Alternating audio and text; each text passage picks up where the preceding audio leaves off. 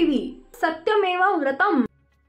हिंगोली जिल्ह्यातील कळमनुरी तालुक्यात एलके परिसरात असलेल्या महामार्ग पोलीस केंद्र हे नेहमीच चर्चेत राहते।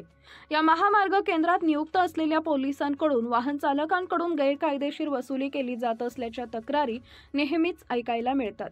2 दिवसांपूर्वी या ठिकाणी एका टेम्पो चालकाला एका व्यक्तीने अडवून वसुली करत असल्याचा आरोप करण्यात आला।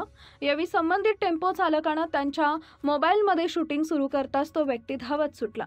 पोलीस मदत केंद्रात मोबाईलची शूटिंग चालू असतानाच संबंधित टेम्पो चालक पोलीस चौकीत गेल्यावर तिथं कुणीच फक्त एक साध्या कपड्यावर असलेला व्यक्ती टेबलवर बसून काहीतरी लिहित असतानाचं दिसत आहे। यावेळी टेम्पो चालकाने माझी गाडी का अडवली असे अनेक प्रश्न केले। समोरच्या व्यक्तीला विचारले, मात्र त्याचे उत्तर समोरच्या व्यक्तीला व्यवस्थित देता आलं नाही। पोलीस चौकीत बसून लिहिणारा हा पोलीस असल्याचं म्हटलं जात आहे। धावणारा माणूस हा पोलीस नाही तर सेवक असल्याचं पोलिसांनी सांगितलंय। धावणारी व्यक्ती जर सेवक असेल तर त्याच्या हातात दंड लावण्याची मशीन कशी आली असा प्रश्न पडत आहे।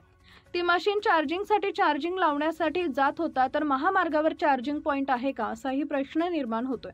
महामार्ग पोलीस चौकीमध्ये बसलेला व्यक्ती गणवेश न घालता तिथं काय करत होता व त्यावेळेस नियुक्त असलेले पोलीस कर्मचारी कुठे होते असे अनेक प्रश्न उपस्थित होते। व्हिडिओ काढणाऱ्यावर आखाडा बाळापूर पोलीस ठाण्यात गुन्हा दाखल करण्यात आला, मात्र संबंधित दोषी पोलिसांवर फक्त चौकशीच्या नावाखाली बोळवण केली जाते।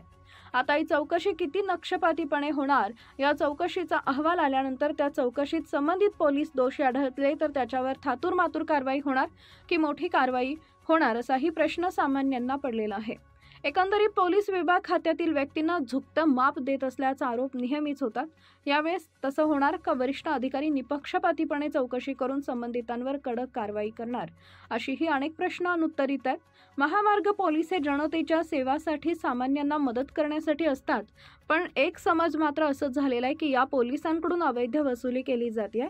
आता यावर जरा बसवणं गरजेचं झालेलं आहे।